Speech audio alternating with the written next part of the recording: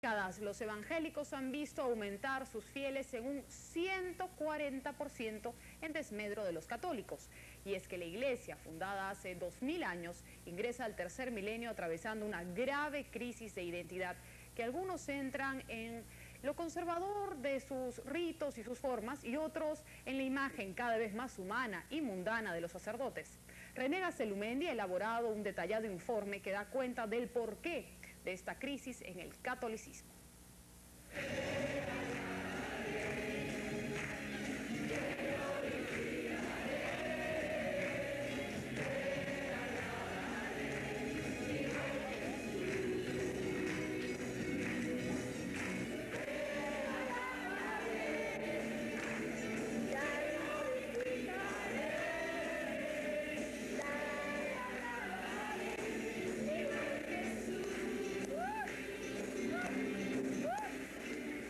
En 1972, el 2.5% de nuestra población se declaraba evangélica. ¡Amén! ¡Sí, Señor! ¡Bendito Jesús! ¡Gloria a Dios! En 1993, la cifra llegó al 7.3%.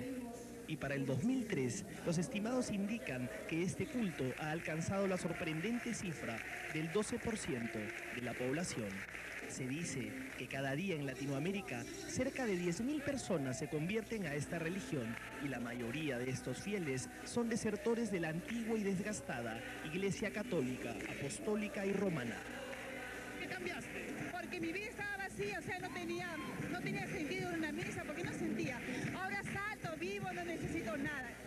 No quiero ser peyorativo ni quiero ser ofensivo, pero es como comparar un cementerio con una fiesta.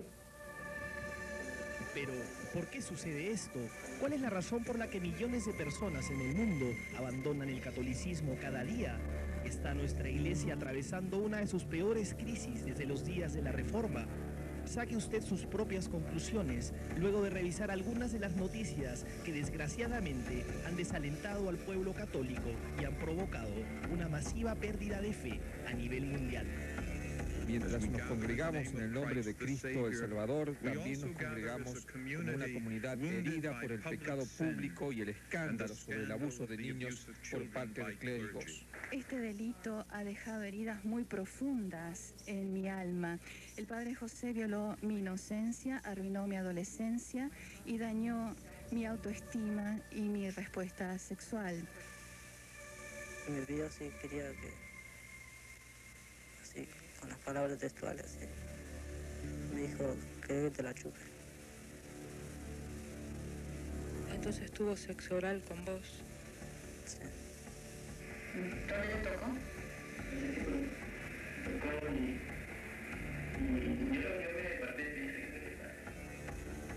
El problema es que cada vez son más los casos en los que sacerdotes católicos están implicados en pederastia o abuso sexual de niños. En la actualidad, más de 2.000 sacerdotes católicos en el mundo se encuentran procesados por este tipo de acusaciones, especialmente en Estados Unidos, Chile, Brasil, Argentina y España. Y, al margen de la culpabilidad o inocencia de los sacerdotes procesados, estos escándalos van erosionando la fe de los católicos. Aquí, en el Perú, el caso del padre Martín Sánchez, calificado por muchos como el último gran autogol de la Iglesia Católica peruana, ha sido un nuevo aporte a esta lamentable secuela. Yo soy heterosexual, soy bien hombre y como hombre he asumido mi vocación sacerdotal.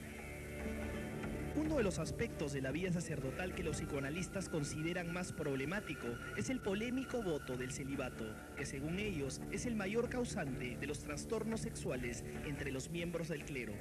¿Puede realmente el espíritu ser más fuerte que la carne? Entra un número considerable de individuos, especialmente adolescentes, que no son sanos sexualmente, son muy inhibidos, muy reprimidos, y que en un determinado momento esa sexualidad que es tan intensa, que es una energía tan fuerte, tan fina, pero tan fuerte, en algún momento de su vida religiosa sacerdotal, revienta, hace cortocircuito, se expresa con las consecuencias que conocemos, ¿no? Homosexualidad, desbordada, pederastía.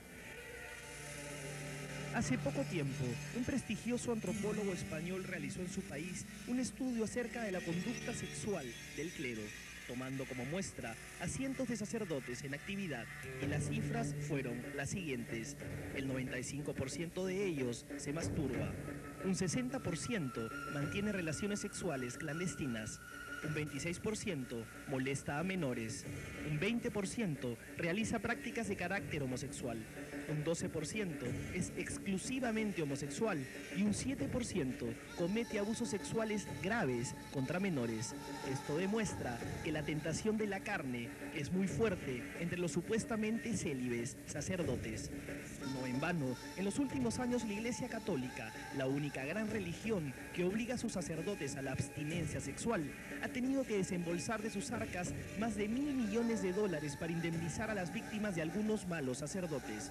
¿Cómo no mencionar con dolor, por ejemplo, al padre Patrick Masorley de la Iglesia de Boston en los Estados Unidos, quien fue acusado de abusar ni más ni menos que de 130 menores? Esta es una inocultable realidad que motivó incluso la condena del mismo Papa. No podemos negar que hay hechos reales, que hay sacerdotes que realmente han traicionado su vocación, como lo ha dicho el Papa, una palabra muy dura. Es que reconocer, y a un obispo o a un superior le cuesta, tiene que aceptar una realidad cuando tenga pruebas claras y definitivas, porque de indicios puede haber muchas cosas.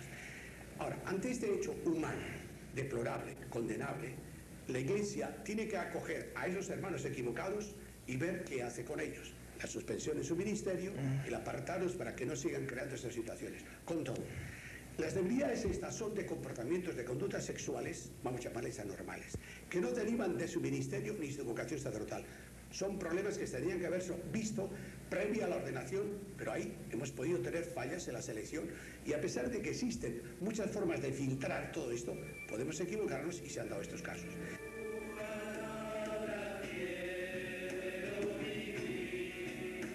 Nos encontramos en el seminario de Chosica. Aquí, un grupo de jóvenes con vocación sacerdotal se prepara fervorosamente durante 7 años para llegar a ser sacerdotes católicos. Ellos realizan estudios de filosofía, historia y teología y son sometidos también a pruebas psicológicas que buscan definir con claridad su vocación, apartando a aquellos que no la tienen. ¿Qué piensas sobre el celibato, el hecho que nunca vas a poder tener una mujer?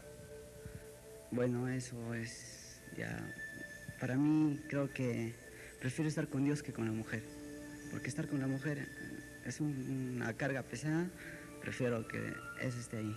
Yo sé que ya no voy a poder ir a fiestas, que me andría con chicas, no, solo hasta un cierto límite, ¿no? Pero yo creo que el sacrificio vale la pena, ¿no? Renunciando a tener una pareja, una familia.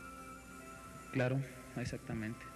Lo que uno quiere, si no quiere tener ninguna pareja, porque hay personas que a veces siguen solteros hasta ciertas edades y no tienen pareja, y uno que, por decir, lo que busca aquí es buscar a Dios, no buscar placeres de la vida. Estamos concentrados en solo Dios, en Israel y todo lo que concierne a Dios. Pero, al margen de la decisión con que hablan estos jóvenes seminaristas, el padre José Cascán, rector de este centro de formación, es consciente de que las vocaciones católicas se están reduciendo. Cada vez hay menos vocaciones en el mundo y a pesar de la sólida formación que reciben, nada ni nadie puede asegurar que los futuros pastores de Dios, una vez salidos del seminario, no caerán como cualquier otro mortal en la tentación y el pecado. Esos episodios, estos hechos espantan a muchos fieles. A mí también. A mí también me espantan. Por eso no te los niego. No estoy diciendo, no pasa nada, ¿no? Sino también me espantan y me preocupan. Y siento vergüenza ajena. Y pido perdón a mis feligreses, a mis alumnos, a mis seminaristas, por lo que mis hermanos han tenido de mal comportamiento, y pido a Dios que a mí no me pase, porque yo tampoco puedo jurar que no me pasará ninguna cosa que no produzca escándalo a los demás, pero ya pongo los medios para que esto no ocurra, y Dios que me ayude. Pero, ¿qué ocurre mientras tanto en la otra orilla, en las filas de los evangélicos? Allí las cosas son más tranquilas en lo que a tentación de la carne se refiere. porque la iglesia evangélica sí permite que sus pastores se casen, tengan familia y hasta que usen anticonceptivos. Nosotros en la Biblia encontramos muy claramente, por ejemplo, cuando el apóstol Pablo escribe sus cartas, ¿no? Pastorales, él recomienda a los pastores, ¿no? Cuando él escribe, por ejemplo, su carta a Timoteo, un joven pastor, él le dice, ¿no? Palabra fiel, si alguno anhela obispado, buena obra desea, pero es necesario que el obispo sea irreprensible, marido de una sola mujer. Añade más abajo, porque quien no sabe gobernar su propia casa, ¿cómo cuidará de la iglesia de Dios? Y luego el mismo apóstol Pablo dice, ¿acaso no tenemos derecho de traer una hermana por esposa, como también los otros apóstoles, y aún el mismo Cefas es el nombre de Pedro, el apóstol Pedro, ¿verdad? Entonces, es un principio espiritual, el sexo no es pecaminoso, ¿no?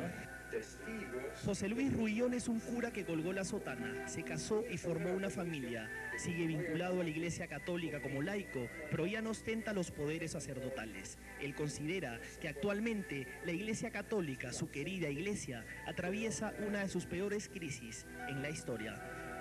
Esta iglesia, este modelo, es el que rompe la relación y la comunión entre todo el pueblo y entre todos los hombres. Se enfrenta a los evangélicos, del cual muchos de nosotros somos hermanos a nivel personal como a nivel institucional. Nos enfrenta cuando hay discrepancia de ideas, porque margina a los divorciados, margina a los pobres, margina a los homosexuales, margina a todo el mundo, por ser ellos posesionarios de la verdad. Y esto en plena siglo XXI, en plena época moderna, no puede ser aceptado de ninguna manera. Pero esto y los escándalos sexuales no son la única razón por la cual la Iglesia Católica pierde cada vez más fieles. Hay otras causas que pueden ser aún más graves y que alientan la deserción de los católicos. Una de ellas es la llamada crisis pastoral, es decir, la escasez de sacerdotes para atender las necesidades espirituales de la gente. Se afirma que en el Perú existe un sacerdote católico por cada 10.000 fieles, mientras que los evangelistas tienen un pastor por cada 300 devotos. Casi no hay un asentamiento humano en donde no hay un templo evangélico, mientras que las iglesias católicas brillan por su ausencia en esos sectores. En el Perú hay más de 8.000 templos evangélicos, algunos en sitios realmente increíbles. Todo mentiroso, hay toda la sangre de Jesús tiene poder, aleluya.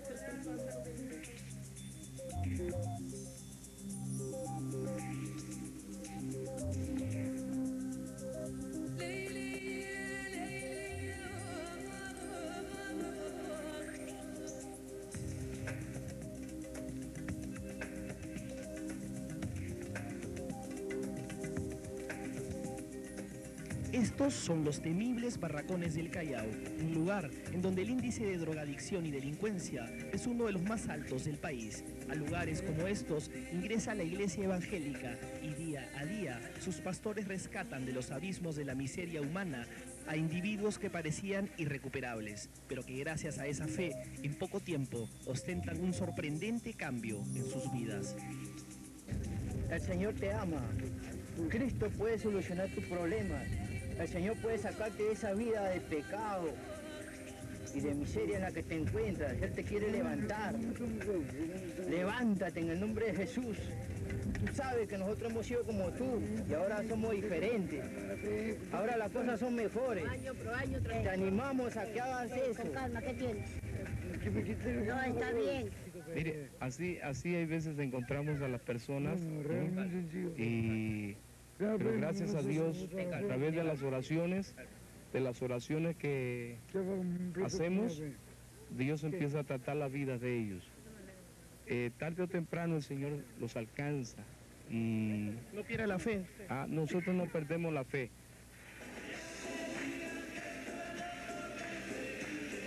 Otro aspecto interesante es que, a diferencia de las misas católicas, el culto evangélico se caracteriza por ser mucho más alegre, intenso y dinámico. Hay cantos e incluso utilizan el rock para expresar sus alabanzas. Esto, por supuesto, atrae a los más jóvenes.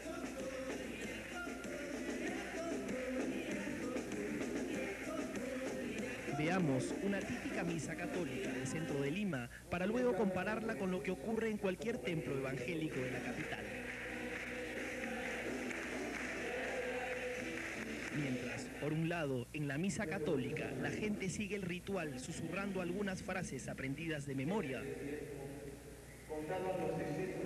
En los templos evangélicos, los fieles participan con envidiable entusiasmo.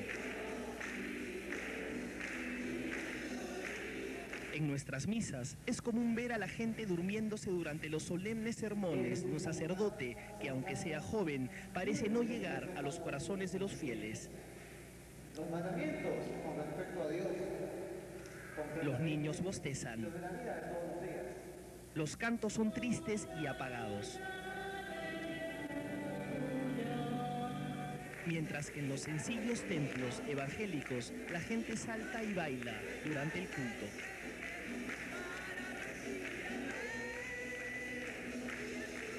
Y cuando el pastor habla, lo escuchan con un fervor que parece llegar al éxtasis.